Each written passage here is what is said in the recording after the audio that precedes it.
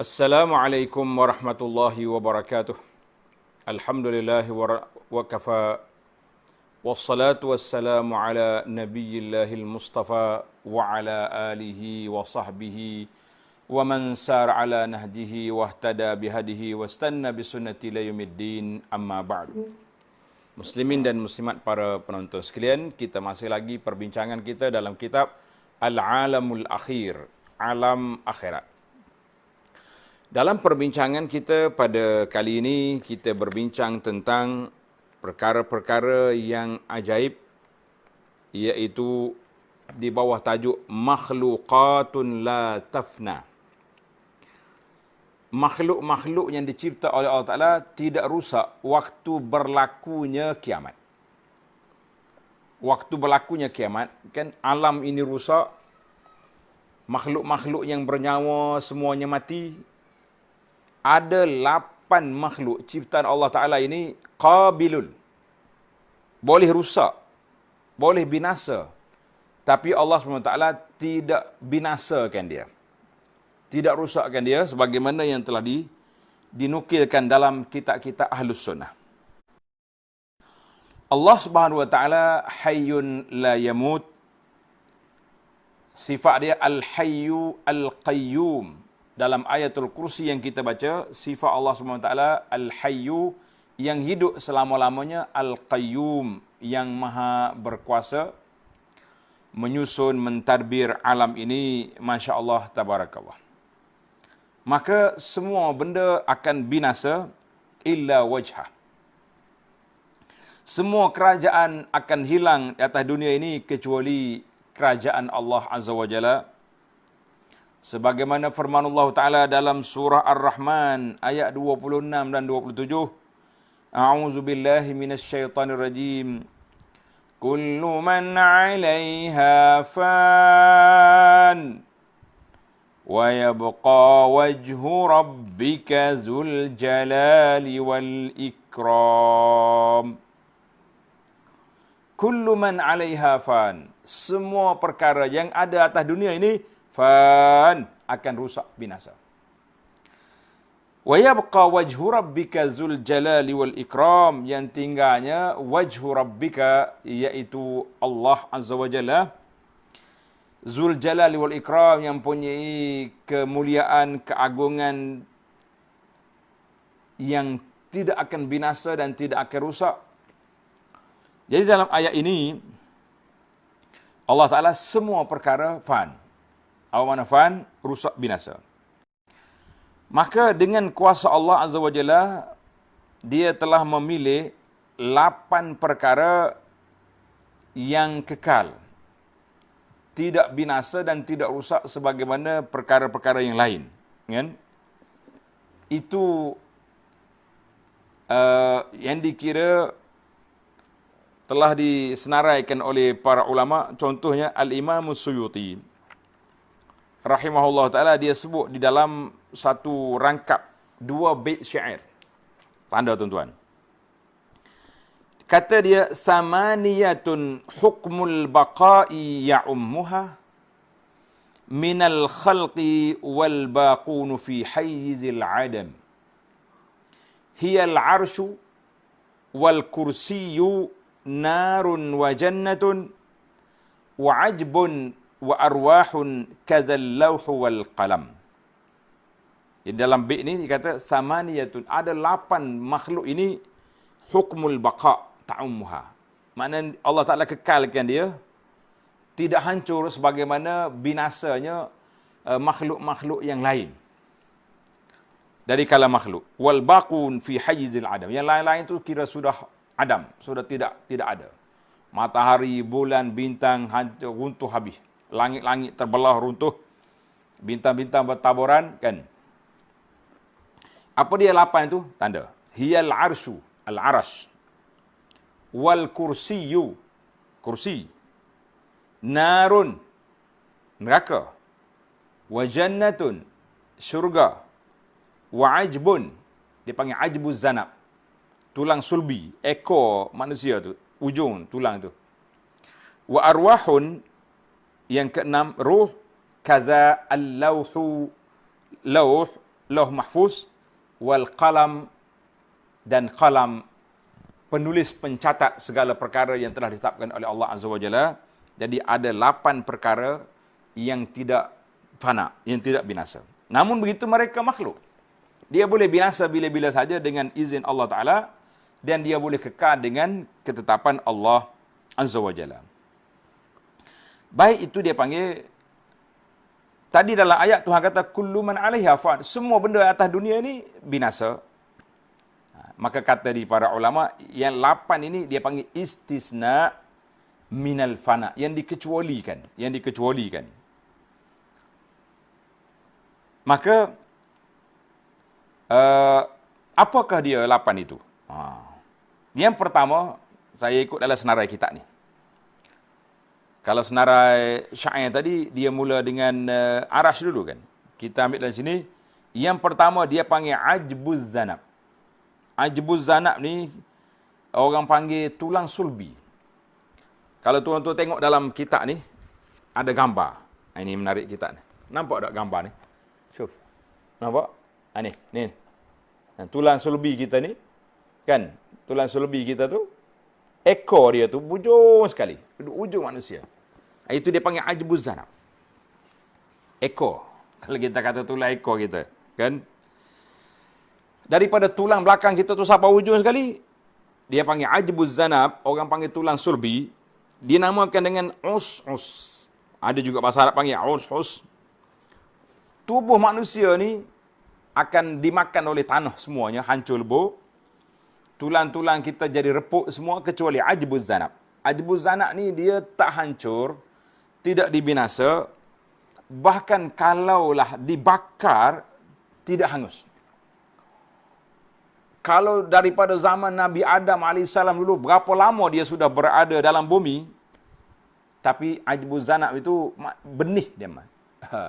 Saya umpamakan untuk zaman kita ni, kita panggil macam chip.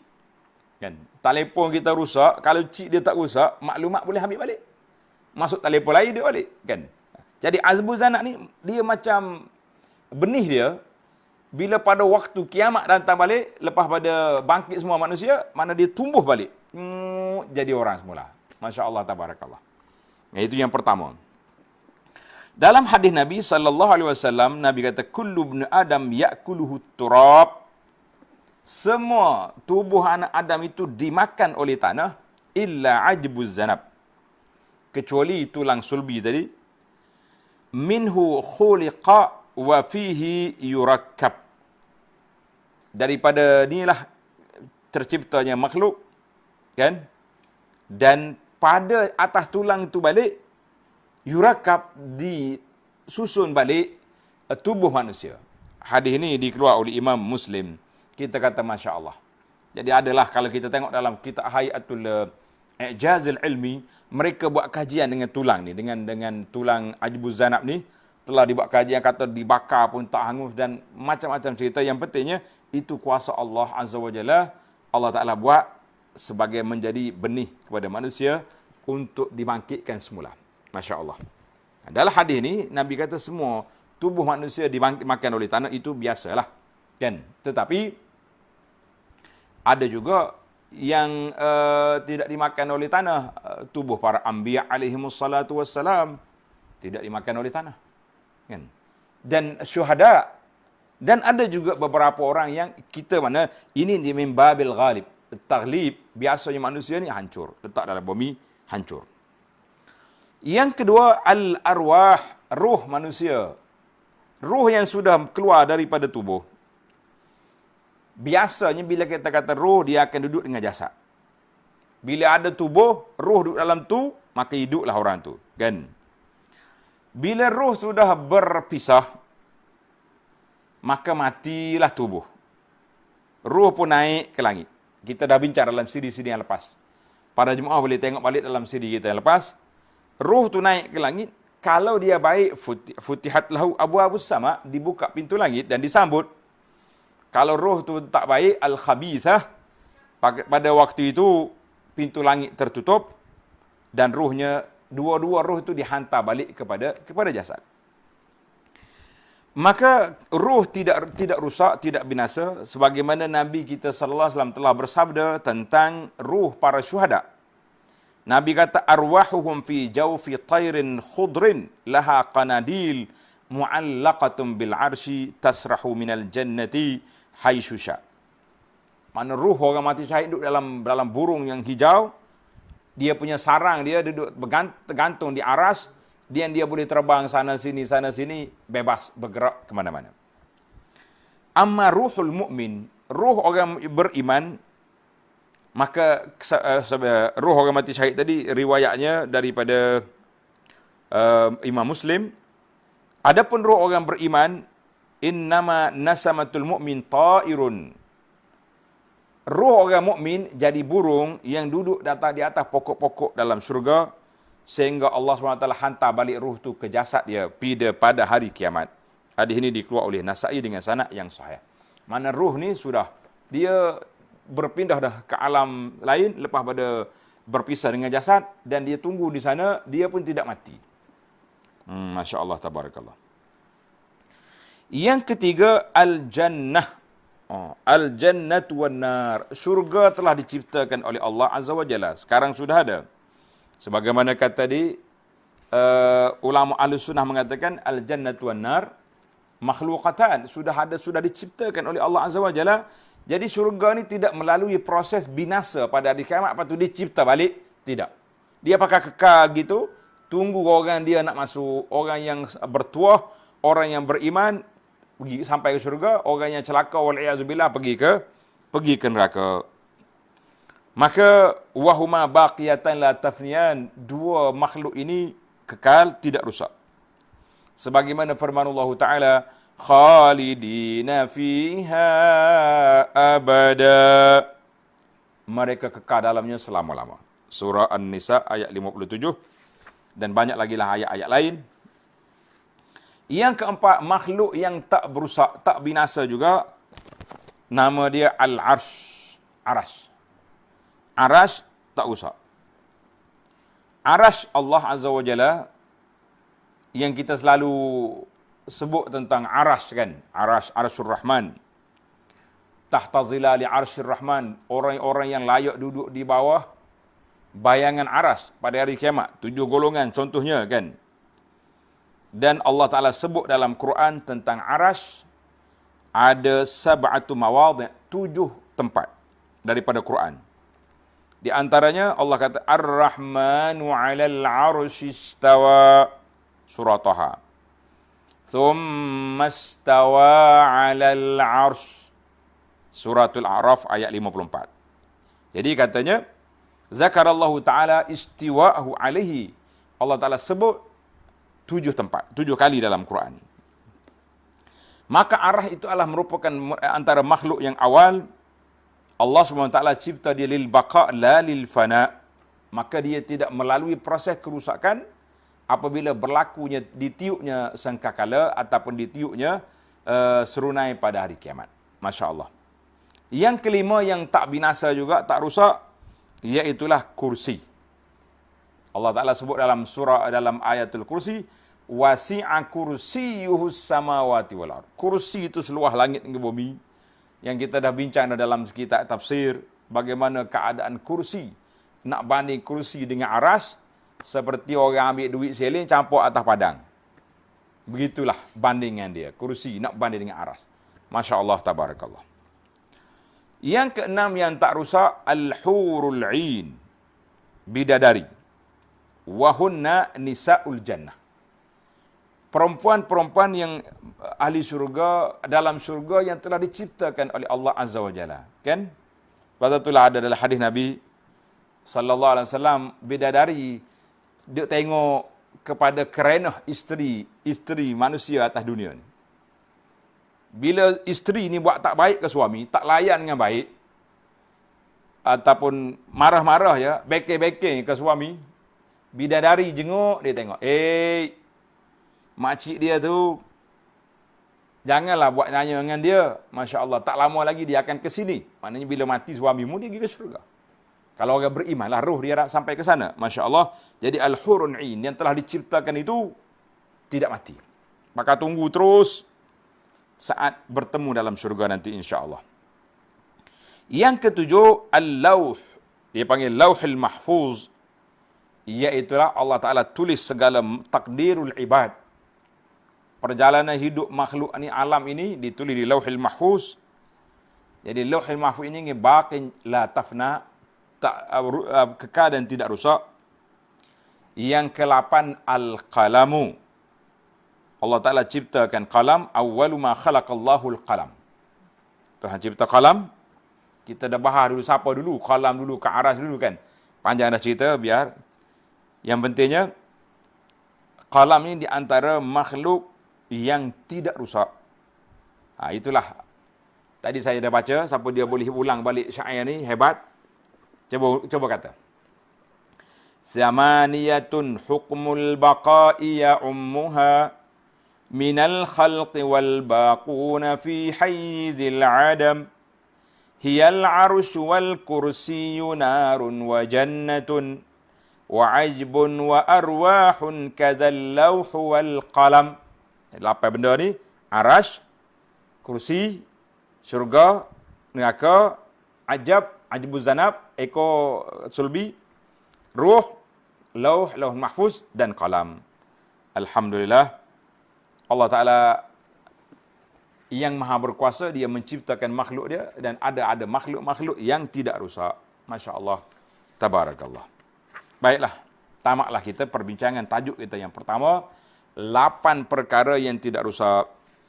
Sekarang ini kita berpindah kepada tajuk yang kedua, 8 masalah yang berkait dengan alam kubur. 8 masalah yang berkait dengan kematian. Sama ada kita kata berkait dengan kuburan, alam kubur, ataupun yang berkait dengan kematian. Dengar baik-baik ini para jemaah sekalian. Kita bincang dari sudut ilmiahnya, jangan bincang dari sudut orang. Setengah orang ni dia kata apalah benda ni, duk bincang-bincang benda ni. Sedangkan dalam kitab ada. Ada setengah tu nampak orang hebat, pendakwah juga, ada ilmu. Tapi bila orang yang bercakap tu bukan bangsa dia, dia duk kritik, dia kata apa ni? Mari mana orang lagu ni mari bercakap. Kita bercakap dalam bab ilmu, dalam bab ilmiah. Jangan tengok orang putih ke hitam ke Arab ke Melayu. Kita tengok fakta yang dia bawa. Kalau fakta itu betul, kenapa tak boleh terima? Kan? Kalau fakta salah, kita teraklah hujah dia. Jangan duk bangkit-bangkit bangsa atau keturunan. Dan baik. Dalam masalah ini ada beberapa perkara dia panggil mukhalafat. Perkara-perkara yang menyalahi ataupun menyalahi sunnah di dalam perkara yang berkait dengan kuburan ataupun kematian. Berkait dengan kuburan atau kematian sebagai suatu muhasabah dengan tamaknya perbincangan kita tentang alam kubur. Sebab lepas pada ni, Tuan Syekh kita akan masuk dalam bab al-yaumil akhir, akhirat.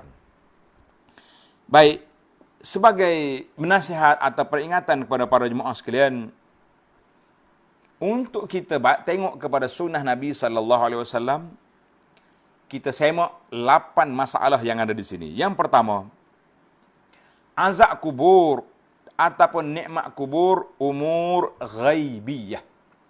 Ana dah bincang dah dalam siri-siri yang lepas, bahawa azab kubur ni benda ghaib yang tak boleh kita suka-suka bercakap dengan akal kita, kerana beriman dengan perkara ghaib termasuk dalam min ahammi sifatil mu'min. Di antara sifat orang beriman, percaya. Allazina yu'minun bil ghaib. Kan? Wa yuqimuna as-salah. Masya Allah, tabarakallah. Dalam surah Al-Baqarah yang kita baca. Masya Allah. Jadi kita ingat. Maka kita kena tahulah bahawa azab kubur ke, nikmat kubur ke, setelah sabit daripada hadis Nabi SAW, jangan coba nak pertikai lagi. Jangan kata, tak boleh terima akal kita ni. Masuk dalam kubur jadi tanah, lepas tu mari makan aki nak tanya macam mana. Mayat duduk depan kita tanya, dia tak jawab. Sudah. Ini dia main akal mujarad ni, masalah besar. Kita pun janganlah lebih cerdik daripada budak pergi kerusuh mani mayat tu. Baru ni anak cerita kan, budak pergi kerusuh mani mayat. Habis-habis ustaz tu ceramah, kerusuh mayat, dia kata ada soalan ustaz. Ustaz kata, mu nak tanya apa? Dia tanya, Ustaz, kenapa orang mati kita kena mandikan dia? Allahu Akbar. Ustaz tu buka kitab pula. Ceramah 15 minit pula baca hadis. Akhir sekali budak tu senyum. Dia kata, Ustaz, tak payahlah buka-buka kitab. Saya tanya orang mati kita kena mandikan dia, kenapa? Ustaz pergi buka kitab tu, kenapa? Saya tahu dah hukum. Nah, jawab dia, Ustaz, sebab dia tak boleh mandi sendiri.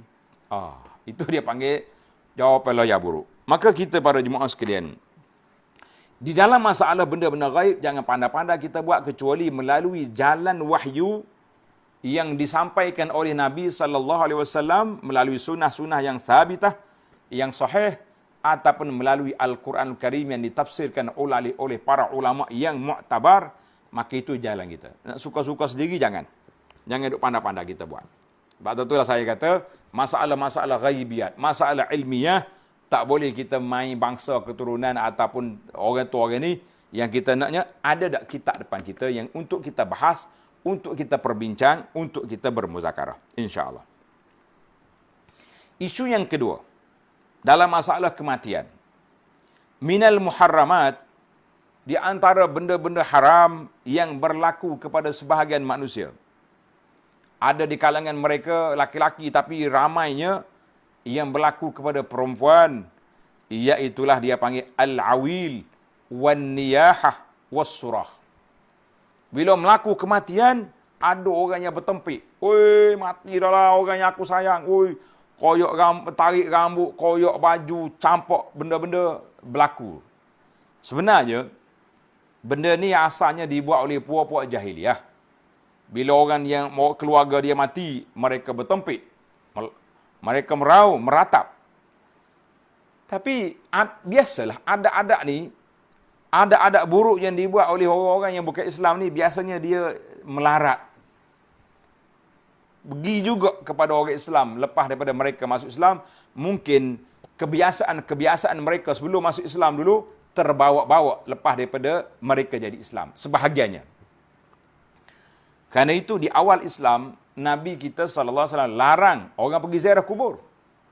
Nabi kata SAW, kuntu nahaitukum an ziyaratil kubur, ala fazuruha. Dulu aku larang kamu ziarah kubur. Sebab inilah, takut jadi macam ni.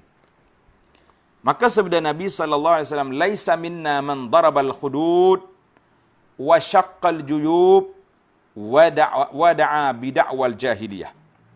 Bukan daripada pengikut kami. Bukan daripada ajaran kami. Orang-orang yang pukul tubuh. Bila ada kematian, katak tubuh. Macam buat Syiah sampai hari ni. Duk pukul tubuh lagi. Padahal Sayyidina Hussein mati dah berapa dah? 1000 tahun lebih. Ini semua tu amalan jahiliah tu. Amalan Syiah tu amalan jahiliah. Wasyaqqal juyub, koyak baju. Nak tunjuk dia duka cita koyak baju. Wada'a bida'wal jahiliyah, dan mereka membuat ratapan jahiliyah. Duk puji orang tu, duduk bersedih, orang tu duduk meratak tangis. Ini dipanggil perbuatan jahiliyah. Hadis ini dikeluar oleh muttafaqun alaih, Bukhari Muslim. Dalam hadis lain, Nabi SAW kata, an-naihah idza lam tatub qabla mautiha. Orang-orang yang meratak tangis ni, kalau mereka tak bertaubat sebelum dia mati, tuqamu, mereka bangkit pada hari kiamat, wa alaiha sirbalun min qatiran. Allahu Akbar. Mereka bangkit esok, mereka akan dituang dengan minyak yang panas. Wa dar'in min jarab, dan pakai baju daripada besi. Kita kata yang panas, nas'alullah salamah. Ada ini juga dalam Bukhari dan Muslim. Jangan. Maka ratapan ini amalan jahiliah. Hari ini kita tak meratap, tapi kadang-kadang tulis surat ke ayah tu ada juga. Jangan buat benda-benda macam pelik-pelik macam ni. Masya Allah, tabarakallah. Itu masalah yang kedua, berlaku di kalangan masyarakat kita ni, ratapan tangis. Sebab tu ada setengah sahabat, dia kata, dia larang, selepas daripada kematian, kita pergi berkumpul di rumah orang mati. Mana malam ni kita berkumpul orang mati.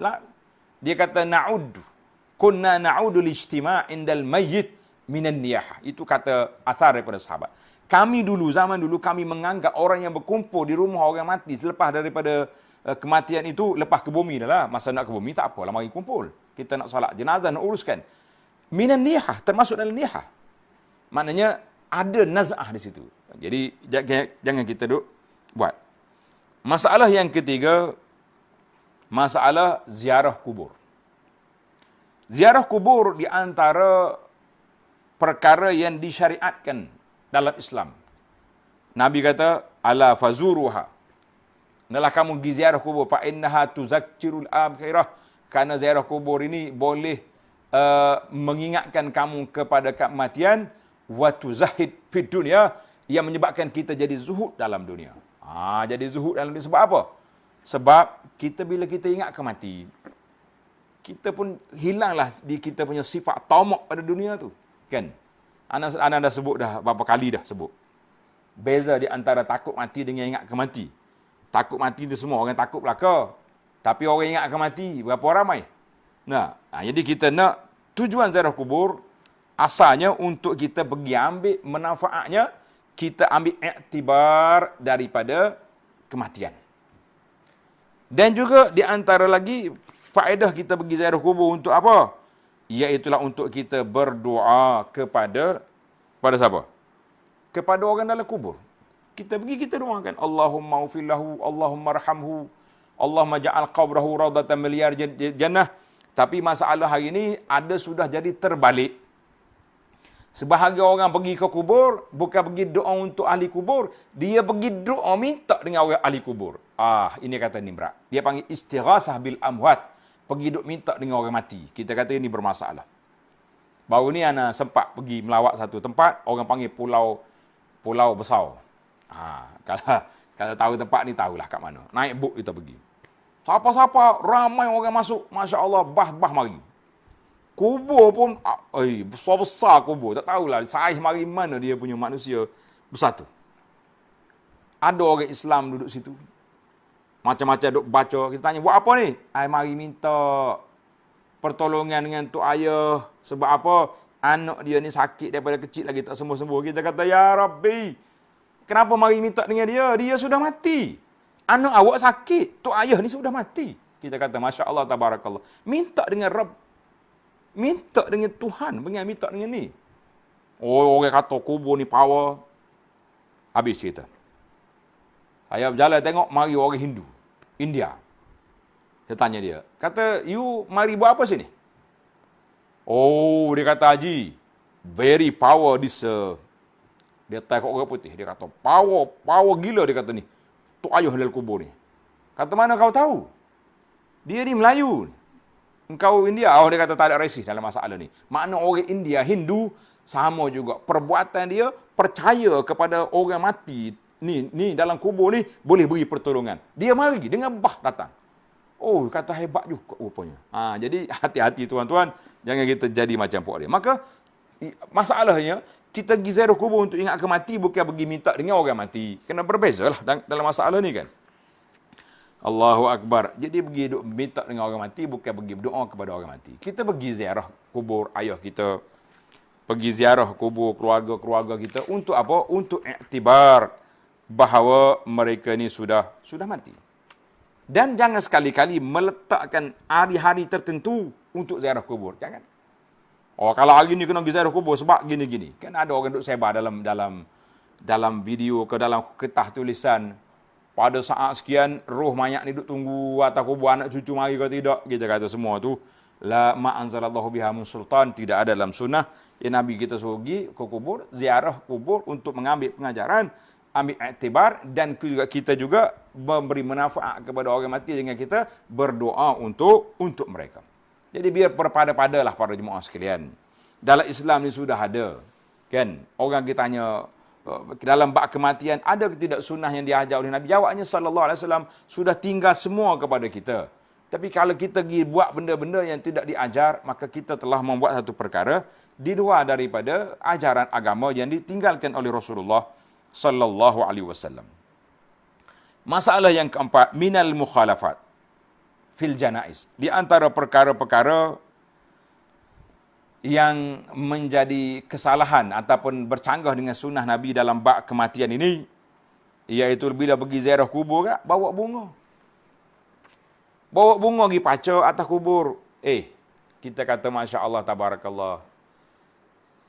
Ayah awak, ibu awak, nenek, atuk, Dia bukan tunggu bunga mari pacak atas ni. Dia nak kita pergi doakan dia, ya Allah, ampunkanlah dosa ayah kita, dosa mak kita, dosa nenek kita, opah kita, pak saudara kita, kawan-kawan kita. Ampunkan dosa dia. Ya Allah, jadikanlah kubur mereka raudhatan mirjal jannah. Itu yang kita nak. Ni kita pacak bunga, lepas tu duk tabur bunga atas tu macam apa ni, syiar kepada tasyabuh bil kufar, orang-orang kafir hari-hari tertentu kita bunga. Kan? Hari-hari ulang tahun ke, kematian ke apa benda ke, pergi pacak bunga. Itu kita kata ini masalah. Di antara juga, dia panggil tafakur kepada ruh orang-orang mati. Berdiri, cacat, cegak. Ini tidak diajar dalam Islam, jangan buat macam tu. Untuk mengenangi jasa keluarga kita ni, tok ayah kita ni, pemimpin kita, kita pergi buat gambar-gambar. Ada yang buat patung. Ada yang tak main patung lah. Patung ni nampak berat sangat dah. Habis buat apa? Gantung gambar besar-besar. Kalau tuan-tuan pergi tengok kubur orang Syiah, atas kubur ada gambar. Orang kita ni paling tinggi dibuat batu nisan kan? Batu nisan. Di batu nisan dia tu, dia letak gambarnya sekali. Ni puak Syiah. Sekarang ni, anak duk perhati tengok, melarak juga dah main gambar-gambar tok ayah ni. Telah dibuat oleh sebahagian orang. Ni keluar satu video. Dia kata, tuan-tuan, apa yang kita bimbang sama ini, virus corona, apa takut? Kita sudah ada penawarnya yang paling besar. Dia pegang, dia selfie dengan kamera dia. Selfie. Apa penawar kita? Apa orang panggil pengawal kita? Yang corona tak akan masuk dalam rumah kita, dia apa? Set tunjuk gambar dia. Gambar, saya tengok belakang dia, ada gambar tok guru dia, pak kiai dia tunjuk gambar dalam video, dia kata dengan gambar ini, corona tak masuk dalam rumah. Kita kata, Masya Allah, tabarakallah. Ini semua ni khuza'balak, khurafat. Dalam perkara-perkara begini, jangan duk main gambar-gambar. Ni hari ni sudah ada. Kita ambil gambar tuan guru, gambar Syekh Abdul Qadir Jailani, gambar fulan tak dalam rumah. Lit tabarruk. Supaya malaikat mari dan penyakit tak masuk. Ambil gambar Khatamun Nubuwah contohnya, letak untuk nak lawan COVID. Macam-macam cerita. Maka jangan duduk main benda-benda yang pelik-pelik macam ni. Para jemaah sekalian, banyaklah dipanggil mukhalafat di dalam bab adat istiadat tentang kubur. Yang kelima, kita tengok pahala, insya-Allah, sebagaimana yang kita pegang oleh majoriti Ahlussunnah mengatakan sampai pahala kepada orang mati. InsyaAllah. Bila kita berdoa, sampai kepada dia. Bila kita sedekah, sampai. Kalau ada orang mati tak sempat nak haji, kita buat haji, buat umrah, badal, boleh. Kita sedekah, boleh. Ingat agak ayah, boleh. Dan ada keluarga mati tinggal puasa, boleh. Kita sama anhu waliyuhu. Ada ke solat? Boleh tak solat? Ni orang panggil macam-macam ni. Bila orang mati, orang upah. Awak tolong solat ke dia, teman dia dalam kubur. Kita kata benda-benda yang tak mari daripada Nabi SAW, jangan dibuat. Kan? Upah orang supaya tunggu kubur, baca Quran beberapa kali. Ini semua termasuk dalam perkara-perkara yang jangan dibuat lah. Sebab apa? Sebab perkara yang tersebut tidak terdapat dalam, tidak waris daripada Nabi SAW. Hak mana ada, kita teruskan. InsyaAllah. Allahu Akbar. Lil hadisi. Hadis tentang cerita ini panjang.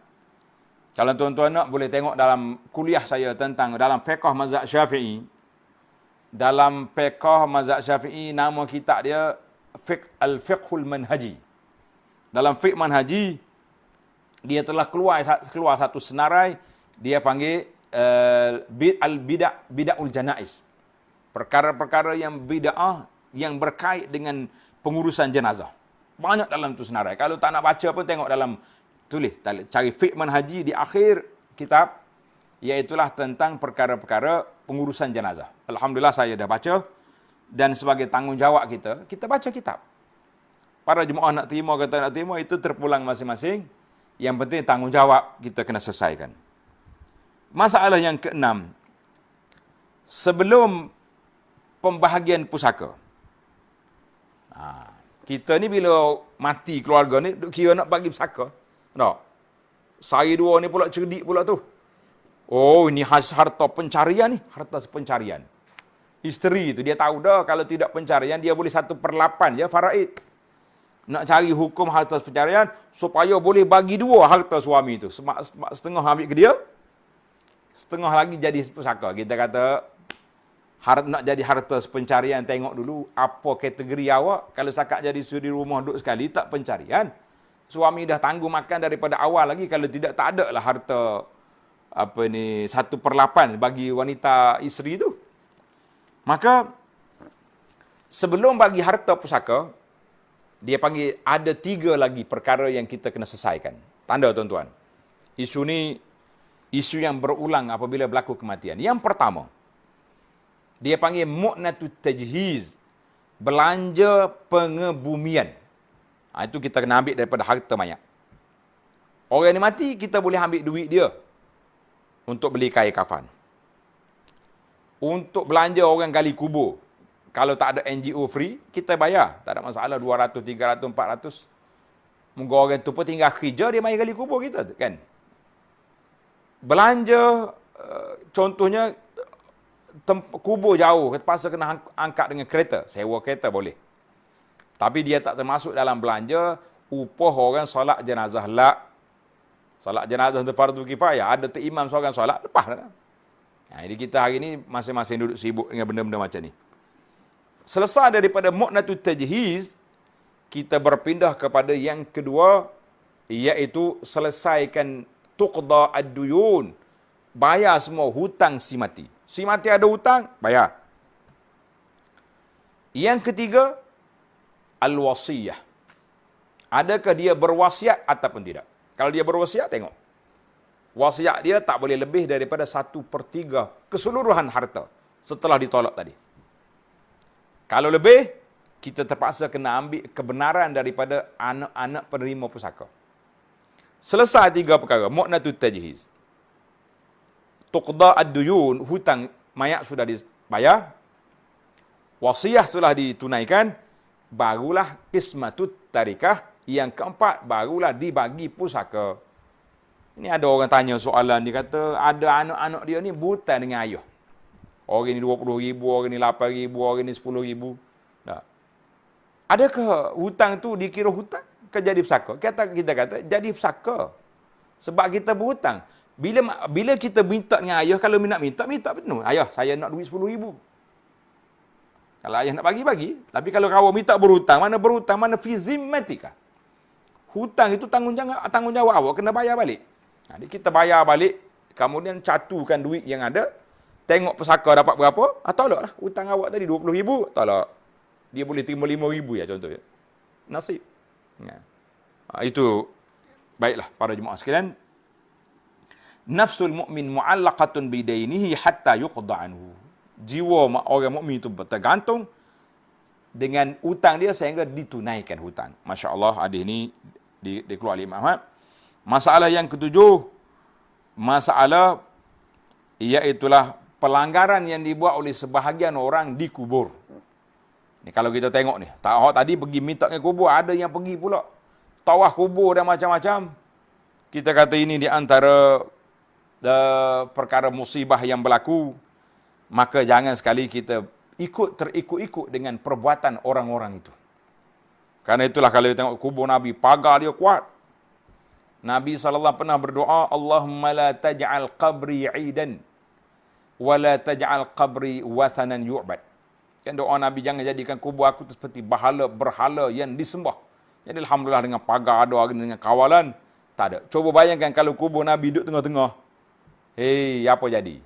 Tuan-tuan pergilah tengok. Kalau kita pergi Mesir, pergi ke dia panggil Sayyidina Hussein, masjid dia, mata-mata orang duduk tawaf kubur. La haula la quwata illa billah. Kubur Imam Syafi'i pun licin berminyak di Mesir. Kalau pergi ke Karbala, tempat puak Syiah, Allahu Akbar, hadis wala haraj. Tu sudut cerita. Yang terakhir, yang ke-8 para jemaah sekalian, masalah Nabi kita sallallahu alaihi wasallam larang daripada buat binaan atas kubur. Jadi Nabi kita larang buat la tabnu al-qubur wala tujassas. Dan jangan dibuat binaan atas kubur tu dengan semin. Jangan buat. Dan kalau kita sekarang ni kadang-kadang besar kita buat, belindang kubur, main kapuk tu. Buat dengan semin. Ada setengah tu buat bangunan lagi atas kubur. Dalam kitab fiqh mazhab Syafi'i, kata Imam Nawawi rahimahullah taala, in kana al-qubur musabbalah. Kalau kubur tu kubur wakaf umum, haram buat binaan atas kubur. Tapi kalau kubur persendirian, ada ulama mengatakan hadis itu menunjukkan kesalahan, tapi pergi kepada makruh, tidak haram. Tapi yang pentingnya, larangan itu berlaku. Jadi jangan buat binaan-binaan atas kubur, kerana dia termasuk di dalam perkara yang telah diperintahkan oleh Nabi SAW. Nabi kata apa? Ala, ingatlah, orang-orang dahulu daripada kamu, pokok Yahudi dengan Nasara, yattakhiduna qubur anbiya'ihim wa salihihim masajid. Mereka jadikan kubur nabi-nabi mereka dan orang soleh mereka masjid. Pakat buat binaan atas kubur. Maka jangan. Nabi kata, ala fala tattakhidul qubur masajid fa inni anhaakum an zalik. Mu jangan jadikan kubur itu macam masjid, buat binaan besar-besar. Dan dalam hadis lain Nabi kata, la tujassas. La tujassas makna tajas dengan sad. Tajsis maknanya buat binaan dengan semin. Jadi kita buatlah. Kalau kita nak tanda kubur kita tu, kita cari batu-batu sungai ke. Batu-batu yang boleh letak. Jangan buat dengan semin ataupun tanah. Dan sebagainya. Wallahu a'lam. Itulah 8 isu secara ringkasnya yang kita sempat bincang dalam tajuk 8 perkara yang tidak rusak, yang tidak fana, dan 8 juga isu yang berkait dengan kuburan. Muslimin dan muslimat, maka tamatlah cerita kubur kita pada saat ini.